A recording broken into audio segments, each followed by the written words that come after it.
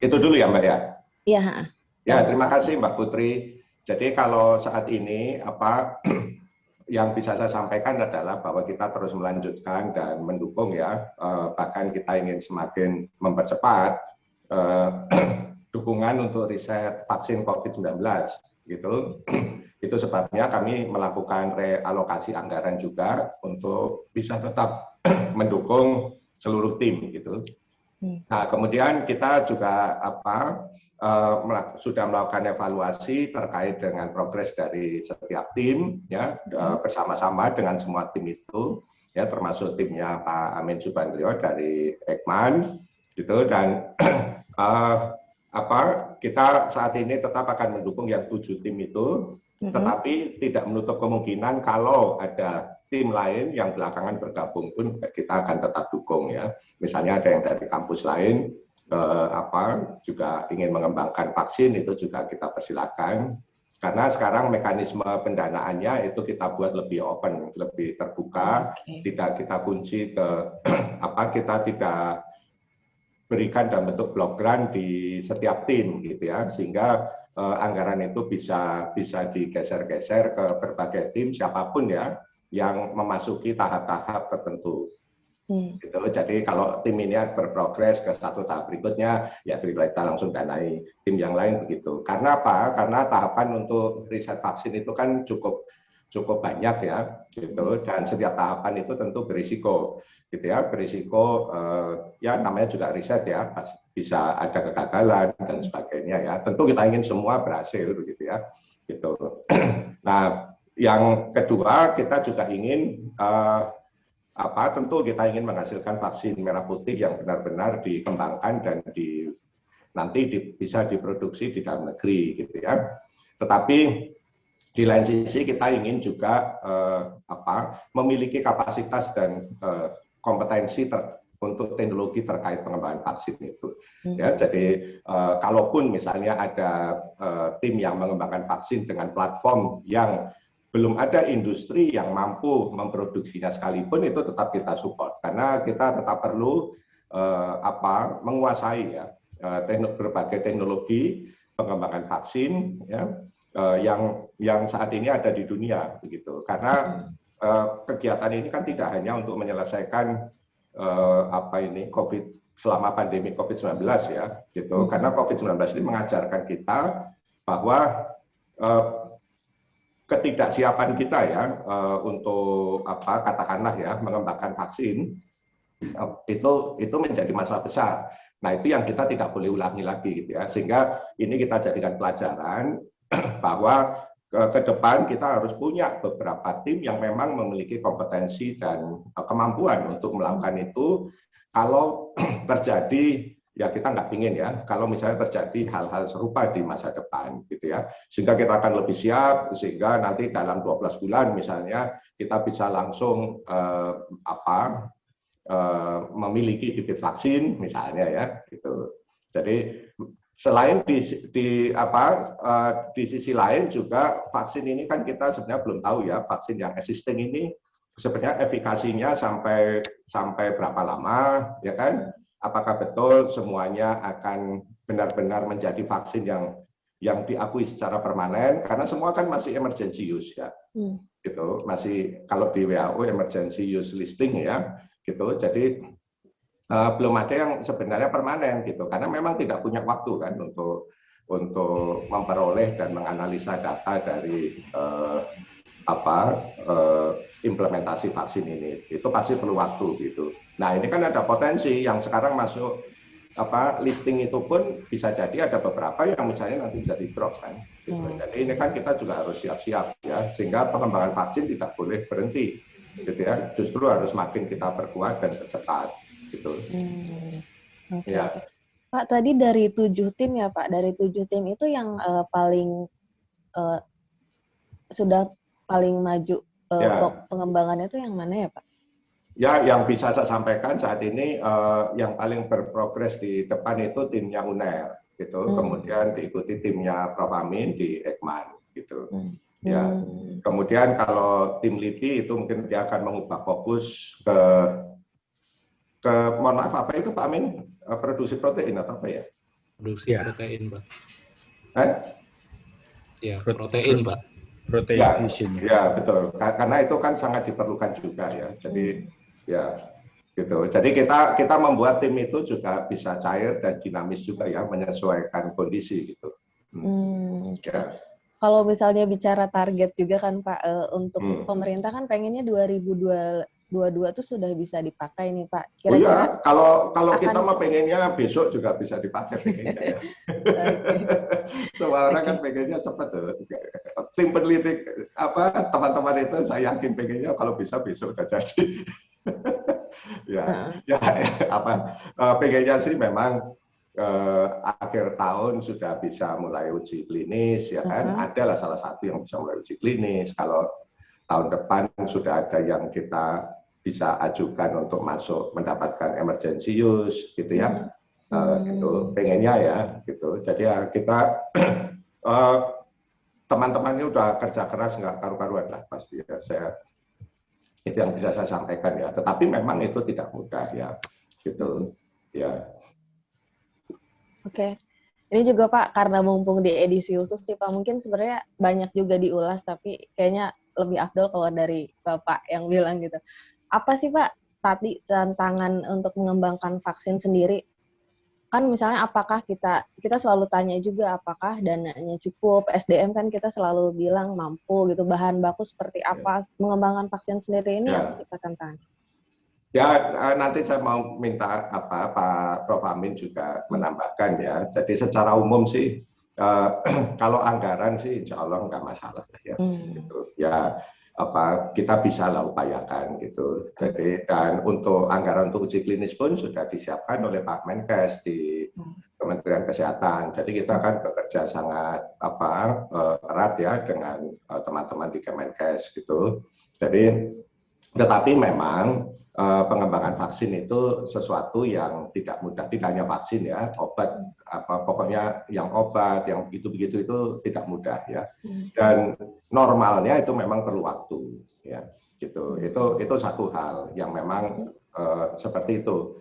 Yang kedua ya kita harus akui juga bahwa memang ada beberapa hal yang mungkin kan teman-teman belum pernah lakukan ya, ada beberapa tahapan yang kita memang belum pernah lakukan gitu. Jadi ya ini yang saya sampaikan bahwa ini harus menjadi bagian dari pembelajaran ya buat negara ini ya gitu, dan khususnya buat para periset kita bahwa kita itu harus menyiapkan ya, tidak hanya sesuatu yang langsung ada di depan mata kita gitu, tetapi kita itu harus menyiapkan banyak hal terkait dengan memberikan kemampuan ya dan kompetensi ya kepada para periset sehingga apapun yang terjadi ke depan ya yang tidak kita harapkan atau apapun ya itu kita bisa siap gitu ya. Jadi meskipun hanya satu tim atau bahkan 2-3 orang pun itu nggak masalah, tapi harus ada itu gitu.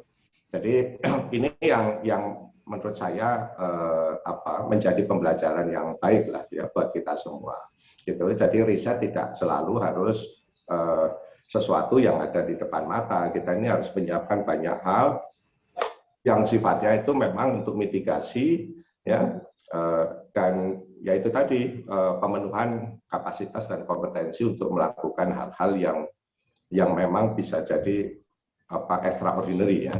Jadi, mungkin Pak Amin bisa menambahkan ya, kalau kesulitan di sisi teknis mungkin Pak Amin bisa menjelaskan lebih baik lah dari saya. Silakan Pak Amin. Terima kasih. Silakan Prof. Ya. Terima kasih Pak Handoko. Assalamualaikum warahmatullahi wabarakatuh. Terkait tantangan pengembangan vaksin merah putih, ya tadi sudah disebutkan bahwa memang Indonesia ini untuk pertama kalinya membuat vaksin sendiri dari nol. Berbeda dengan beberapa negara yang sudah mulai membuat vaksin sejak SARS yang pertama ya atau MERS yang lalu, sehingga tinggal mengganti bibitnya aja, virusnya itu sudah cepat jadi.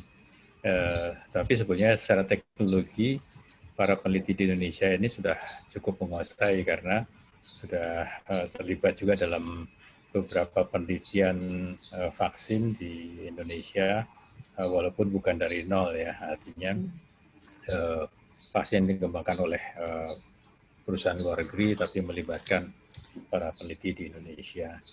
Nah, tantangan yang kita hadapi saat ini adalah karena pandeminya itu sendiri. Jadi pengadaan reagensia, pengadaan peralatan itu banyak mengalami kelambatan karena satu yang melakukan penelitian serupa juga banyak. Ya, jadi kapasitas produksi pabriknya juga terbatas kan. Nah, yang kedua, dengan adanya pandemi maka transportasi dari negara produsen ke Indonesia juga mengalami hambatan yang biasanya dalam 2-3 minggu kita sudah bisa mendapatkan reagens atau peralatan, ini bisa mencapai 6-8 minggu. Ya, jadi kita bisa bayangkan mundurnya cukup signifikan. Kalau dari anggaran, alhamdulillah dari pemerintah sebelumnya lewat Kemristek BRIN, komitmennya sudah sangat tinggi, sudah disediakan semuanya. Ya saat ini dilanjutkan oleh BRIN ya. Ya, kita harapkan ke depannya juga akan terus mendapatkan dukungan yang ya signifikan. Terima kasih. Oke. Dari saya satu lagi mungkin Pak. Silakan. Sekarang kan seperti kita tahu Pak, banyak mutasi baru yang masuk kategori voice of concern dan belum ada lagi yang kita dengar kemarin terakhir dari Vietnam yang bisa menyebar lewat udara dan sebagainya gitu. Itu di luar juga masih jadi pertanyaan gitu Pak, apakah akan mempengaruhi khasiat vaksin dan sebagainya. Itu sebenarnya di Indonesia sendiri pengaruhnya terhadap mutasi-mutasi baru yang dinilai ganas itu mempengaruhi pengembangan vaksin atau tetap seperti awal sih Pak, bagaimana? Ya, mohon Pak Amin bisa menjawab ya, Pak Amin pakarnya lebih bagus pastinya. Ya baik, jadi varian-varian baru memang punya beberapa sifat yang dikhawatirkan ya, antara lain adalah kemampuannya untuk escape atau melepaskan diri dari cekaman antibodi yang dihasilkan baik oleh penyintas maupun pasca vaksinasi. Dan memang di Afrika Selatan pernah ada pengamatan varian yang di sana yang B1351 itu menyebabkan efikasi beberapa vaksin itu mengalami penurunan. Nah, bagaimana dengan Indonesia ya? Saat ini kita ketahui beberapa varian baru itu sudah mulai masuk di Indonesia walaupun jumlahnya masih sedikit. Ya, B1351 sudah masuk, ada 4 ya baru. Kemudian yang B117 ada beberapa puluh, kemudian yang B1617 dari India juga ada beberapa puluh. Saat ini karena populasi varian itu masih sangat kecil, ya maka dianggap bahwa vaksin-vaksin yang saat ini sudah beredar itu masih efektif. Dan WHO juga memberi panduan bahwa selama efikasinya masih di atas 50%, itu masih dianggap efektif.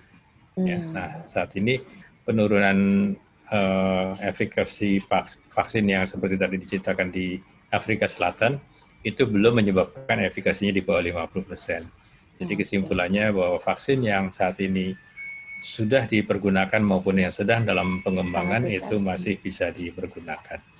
Oke. Terima kasih Prof. Amin, terima kasih Pak Tri. Ya. Terima kasih. Mau sedikit bertanya Pak Handoko dan Pak Amin mungkin mengenai pemanfaatan nanti vaksin merah putih setelah jadi, kan tadi Bapak bilang itu kan beberapa program vaksinasi kita udah berjalan, udah banyak yang kita divaksin. Nah, nanti kalau setelah vaksin merah putih saat terjadi produk itu nanti akan dikhususkan yang belum menerima vaksin atau yang sudah menerima vaksin pun karena udah setahun mendapat, ini bisa lagi nggak dapat dari vaksin merah putih, Pak? Ya, kalau terima kasih Mas Sujud. Jadi itu yang tadi saya sampaikan bahwa sejujurnya kita kan belum tahu nih efikasinya bertahan sampai berapa lama ya. Gitu dari vaksin, dari semua platform vaksin yang sudah diimplementasikan itu, ya kan. Tetapi nanti Pak Amin bisa menambahkan. Sebagian saya kira berpikir bahwa itu tidak akan lama gitu ya, ada kemungkinan ya seperti influenza itu. Jadi ada potensi kita harus melakukan vaksinasi ulang gitu ya, secara berkala begitu. Sehingga kebutuhan pada saat itu ya tetap akan besar begitu ya. Gitu. Sehingga itu sebabnya fokus kita saat ini itu kan sebenarnya bagaimana sih kita bisa memiliki dan memproduksi vaksin ya sehingga kita tidak perlu berantem dengan negara lain ya. Sebenarnya concern utamanya itu ada di situ ya. Kalau secara kebijakan pemerintah secara nasional ya, gitu. Karena kan kita tidak tahu ini nanti ternyata ini 2 tahun sekali harus divaksin ulang misalnya, kan rebutan lagi nanti kan, gitu. Apalagi penduduk kita sedemikian besar begitu ya. Jadi ini masalah yang sangat strategis. Itu sebabnya vaksin merah putih itu harus kita semakin perkuat ya dukungannya sehingga memang benar-benar kita akan bisa memperoleh mau 1 mau 2 platform sekalipun nggak masalah gitu ya, mau ada 4-4-nya jadi pun juga alhamdulillah gitu. Jadi kalau kita begitu berpikirnya sekarang ya gitu. Mungkin Prof. Amin bisa nambahkan, Prof. Terima kasih Pak Handoko. Ya betul, jadi kita ketahui bahwa kebutuhan vaksin kita totalnya sekitar 400 juta dosis lebih ya. Dan kalau kita gambarkan misalnya vaksinasi dapat dilakukan 1 juta dosis per hari, maka kita membutuhkan 400 hari, berarti kan lebih dari 1 tahun. Nah, dalam prakteknya penyuntikan itu baru bisa dilakukan sekitar 5-600 ribu dosis, ya belum sampai 1 juta dosis per hari. Jadi pasti vaksinasi tahap pertama pun akan makan waktu, waktu itu diperkirakan 15 bulan atau barangkali bisa lebih. Nah itu untuk vaksin pertama. Jadi kita lihat sampai pertengahan tahun depan pun masih dibutuhkan vaksin tahap pertama. Jadi 2 dosis tahap pertama itu masih dibutuhkan. Nah kemudian juga tadi sudah disinggung oleh Pak Handoko bahwa kemungkinan dibutuhkan booster atau vaksin penguat ya setelah apakah itu 6 bulan atau 1 tahun, dan itu juga membutuhkan jumlah vaksin yang sangat besar. Nah, jadi tetap sebetulnya kebutuhan vaksin itu tidak terbatas pada yang impor. Nah, dari sejak tahun lalu sebetulnya ketika kita bertekad untuk membuat vaksin sendiri, memang sudah didesain bahwa nantinya vaksin merah putih itu dari platform manapun itu akan dapat mengcover setidaknya 50% dari kebutuhan vaksin COVID di Indonesia. Ya, tentu ditambah lagi bahwa kita juga harus membantu negara-negara lain yang belum memiliki akses yang cukup untuk kepada vaksin. Ya, masih ada beberapa negara-negara kecil yang secara ekonomi barangkali juga tidak bisa membeli. Kita juga harus membantu itu. Jadi kapasitas produksi vaksin Indonesia memang harus ditingkatkan. Prof, tapi izin satu lagi, Prof. Tadi Pak Handoko juga sudah sempat menyinggung kan progres yang yang paling maju itu kan dari UNER dan juga lembaga Eijkman nih, Pak Prof. Nah, memang kalau dari lembaga Eijkman sendiri saat ini sudah sampai tahap apa nih, Prof? Pengembangan vaksin ini, Prof? Ya, mohon izin Pak Handoko, saya jawab langsung. Pak Handoko masih mute. Iya. Ya, silakan langsung. Ya, jadi lembaga Eijkman kan diberi waktu 12 bulan untuk menyiapkan bibit vaksin. Dan kami sudah sampai di tahap akhir itu, dan saat ini sebetulnya sudah sejak Januari, ini kami sudah masuk dalam fase transisi ke industri. Jadi sejak Januari yang lalu kami sudah istilahnya tektok ya dengan Bio Farma. Kami sudah mengirim peneliti kami bekerja di Bio Farma untuk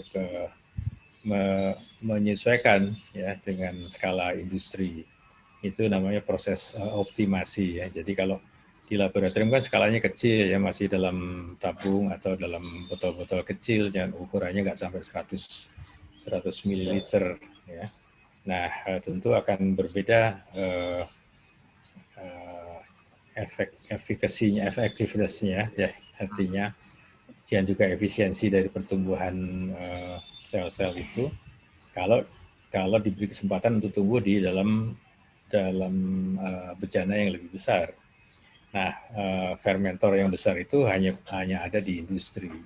Ya, jadi kami terus mencoba untuk melakukan upscaling ya, dan juga optimasi sehingga nanti sebelum diproses lebih lanjut kita memastikan bahwa bibit vaksin ini bisa diproduksi dengan efisien dan juga sekaligus membuktikan bahwa memiliki manfaat ya, dalam hal ini efek perlindungan, memberikan perlindungan kepada, tentu diawali dengan uji hewan dulu, kemudian juga faktor keamanannya. Nah, diharapkan pada akhir tahun ini akan dimulai uji klinik fase 1 dan akan diselesaikan dalam waktu 8 bulan, sehingga diharapkan pertengahan tahun 2022 akan bisa mendapatkan emergency use authorization. Yang tadi kan Prof. Amin bilang bahwa ya tadi ujung-ujungnya akan diserahkan juga ke industri, maksudnya ada riset membuat bibit. Nah itu Pak untuk swastanya sendiri yang terlibat itu tuh yang hanya terlibat di konsorsium, apa tadi dibebaskan siapapun yang akan membuat, atau gimana Pak untuk penunjukannya nanti riset yang terlibat swasta yang terlibat di riset sampai untuk memproduksi skala massalnya itu seperti apa sih Pak?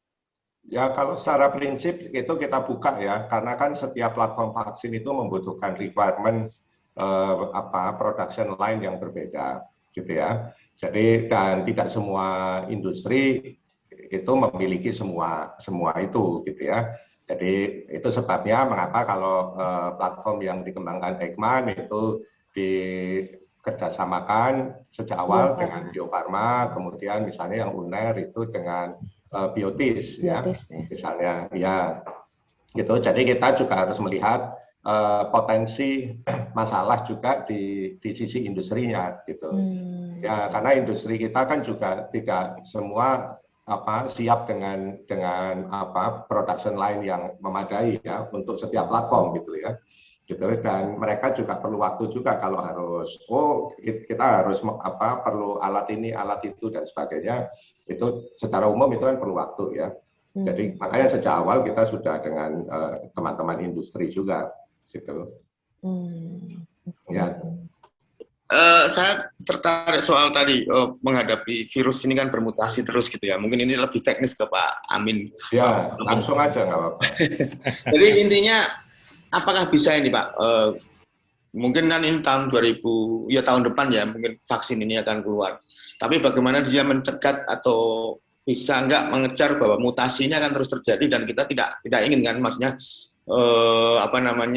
bagaimana virus vaksin ini juga bisa dimodifikasi nggak nantinya ke depan kalau memang ada mutasi yang besar atau yang memang lebih ganas atau yang seperti itu. Ya mudah-mudahan tidak terjadi, tapi intinya di Indonesia mungkin akan bisa nggak peneliti-peneliti kita untuk membuat modifikasi virus itu.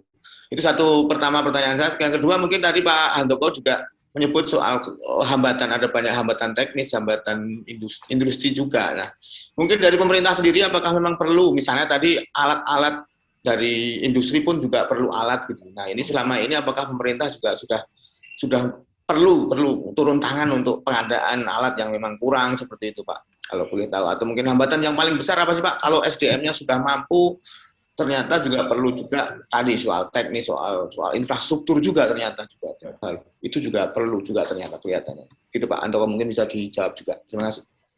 Silakan Prof. Amin. Terima kasih. Yang pertama tadi. Ya.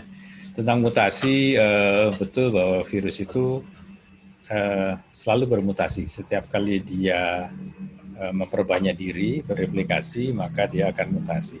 Kapan dia bereplikasi? Kalau dia menemukan host baru. Ya, jadi selama penularan itu belum bisa dihambat, belum bisa dicegah, maka virus tetap punya kesempatan untuk memperbanyak diri dan tentu bermutasi. Nah, tapi ini sedikit pelajaran virologi. Mutasi itu dari sekian banyak mutasi itu tidak semuanya menguntungkan virus. Ya, ada 40% dari mutasi itu justru membuat virusnya mati, sekitar 30%-an membuat virusnya menjadi lebih lemah, sekitar 25% membuat virusnya tidak berubah apa-apa, dan hanya 4-5% yang membuat virusnya tambah fit. Ya, nah itu yang kita hadapi. 4-5% itu justru virus yang Superman itu ya, Pak, supervirus ya. Yang paling kuat kan ya. Nah, jadi kita mesti berlomba dengan virus itu, jangan sampai dia terus bermutasi gitu ya. Nah, jadi ini kita betul ini perlombaan antara pencapaian herd immunity dengan kecepatan mutasi. Nah, pertanyaan tadi, kalau misalnya sampai mutan-mutan atau varian itu mendominasi virus yang ada di, katakanlah di Indonesia, maka para peneliti sudah siap untuk mengubah. Jadi seperti harus mengubah, ganti kasetnya aja nanti lagunya kan beda gitu ya. Nah, jadi itu seperti itu gitu. Jadi kita sesuaikan, dan itu sudah diterapkan di influenza. Ya, jadi vaksin influenza kan sekarang setiap 2-3 tahun sekali harus diganti. Ya, karena virusnya juga ganti baju. Tadinya baju merah terus ganti baju hijau, baju coklat. Nah, antibodi terhadap yang baju merah tidak kenal lagi yang hijau. Gitu. Jadi harus disesuaikan. Prof. Amin, maaf Prof, memastikan aja Prof, berarti kalau misalnya nanti ada perubahan dan para peneliti siap menyesuaikan, itu tidak perlu dari nol lagi seperti pengembangan awal vaksin atau seperti apa Prof? Oh enggak perlu. Jadi kita sudah punya teknologinya, bahkan misalnya kalau di Ekman kami bahkan sudah punya yang ya salah satu mutan itu sudah kita siapkan gitu ya. Walaupun belum tentu itu yang menjadi dominan ya. Tapi kita ya sebagai media latihan kita siapkan terhadap salah satu varian gitu ya. Nah, nanti kalau misalnya ada varian-varian baru, ya kita tinggal ganti aja. Sequence-nya kita ganti, prosesnya tetap sama seperti yang sudah dikerjakan. Oke, Prof. Terima kasih Prof. Amin. Terima kasih. Ya, kalau saya jawab yang kedua tadi ya, jadi itu persis seperti yang saya Pak Amin ya. Jadi kita itu perlu menciptakan kapasitas dan kompetensi melakukan ini semua dari awal sampai akhir, gitu ya. Sehingga kalau tadi yang sama Pak Amin ada mutasi ya ke varian-varian baru pun, ya Pak Amin dan teman-teman tinggal polanya sudah punya, tinggal ganti, ya ganti apa warnanya, ganti apanya begitu saja ya. Jadi itu pentingnya. Nah, termasuk di situ adalah terkait dengan penyediaan infrastrukturnya yang ditanyakan tadi ya, yang kedua ya. Jadi ya karena tadi saya sampaikan di awal kan, karena kita memang belum pernah melakukan ini semua dari nol sampai jadi itu. Jadi ya memang ada beberapa lubang ya. Wah ternyata tadi saya sama Pak Amin kan, fermentor yang ukuran besar kita belum punya, yang ukuran agak besar ya, gitu misalnya ya. Gitu. Jadi itu yang menjadi tanggung jawab saya, kewajiban saya untuk segera memenuhi itu. Gitu. Dan kita akan prioritaskan berbagai infrastruktur untuk mendukung itu, gitu ya. Toh ini kan tidak hanya dipakai oleh Ekman misalnya ya, gitu. Jadi kita akan sediakan, tapi nanti bisa diakses dan dipakai oleh semua tim, gitu. Tidak hanya yang 7 tim ini bahkan ya, mungkin kalau ada tim lain yang mau mengembangkan juga bisa misalnya ya, gitu. Jadi ketersediaan infrastruktur ini juga jadi salah satu kunci sih ya, gitu. Karena ya seperti sama Pak Amin, di era pandemi ini mungkin ada beberapa infrastruktur yang kita harus beli dari luar misalnya, dan itu praktis membutuhkan waktu lebih panjang daripada normalnya begitu ya, gitu ya. Tidak hanya bahan juga, tapi juga peralatan ya. Siap, Pak Handoko. Mungkin ada lagi yang mau tanya, Pak Sujud? Ya, mau nanya, ini di selain tadi vaksin merah putih, Pak Handoko, mungkin yang 3T ini tracing itu ada lagi nggak inovasi-inovasi yang sudah disiapkan? Mungkin kan kita kenal ada genos yang udah muncul. Nah, sekarang kan juga 3T ini juga perlu juga karena penyebaran bisa dicegah dengan 3T ini. Nah, mungkin ada inovasi yang terbaru lagi yang sudah disiapkan oleh tim tadi untuk ini, Pak, yang 3T-nya ini, Pak. Ya, intinya saat ini kita paling tidak untuk tahun ini ya, sampai akhir tahun ini kita ingin fokus pada 3 hal. Yang pertama itu adalah pengembangan vaksin untuk riset untuk pengembangan vaksin COVID-19. Yang kedua, kita fokus ke alat deteksi, ya, alat screening. Gitu, ini alat screening yang murah, ya. Itu karena ya negara ini jumlah penduduknya sedemikian besar dengan geografis yang juga tidak simpel ya, gitu. Jadi keberadaan alat screening yang semakin akurat, semakin murah, ya, dan mudah dipakai itu menjadi kunci, gitu. Ya, kalau setiap kali orang harus di swab itu kan orang kan malas ya, gitu. Jadi ini menjadi salah satu kunci juga untuk mendukung 3T. Nah, yang ketiga kita mensupport bersama Kemenkes ini khususnya ya, itu adalah surveillance, memakai whole genome sequencing itu, yang basisnya whole genome sequencing. Ini juga sangat penting karena ini cara satu-satunya untuk kita bisa mendeteksi dan memetakan tadi varian-varian baru, gitu ya, atau kalau ada keanehan-keanehan baru dari penyebaran pandemi di wilayah Indonesia, gitu.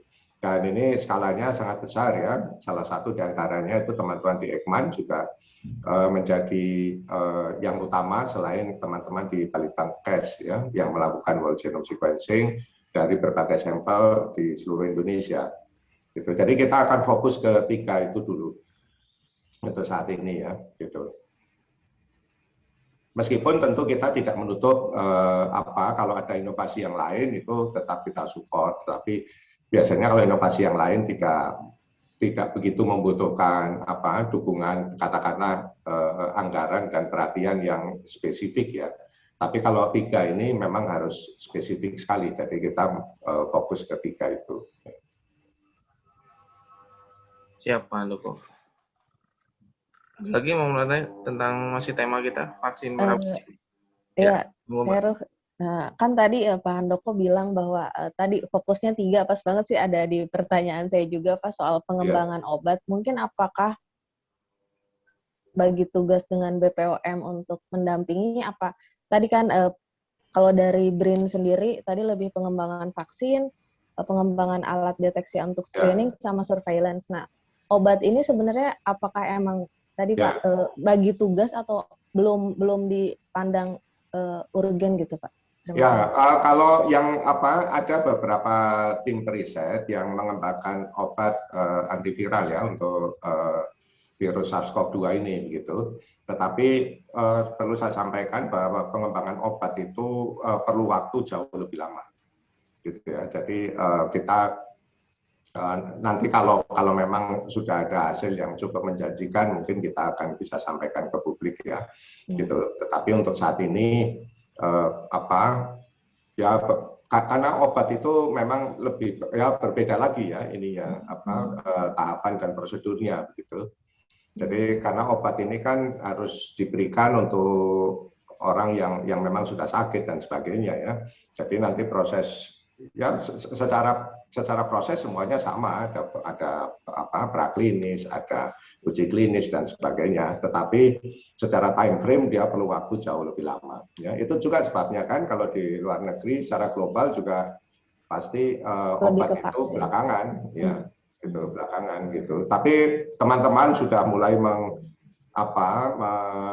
mencari kandidat-kandidat ya yang berpotensi untuk bisa menjadi obat ya gitu. Tapi masih perlu waktu lah kalau itu ya. Okay. Jadi itu sebenarnya fokus kita ke yang 3 tadi karena ini sudah di depan mata kan problemnya ya. Oke. Ya, terima kasih Pak Handoko. Ya, Pak Handoko.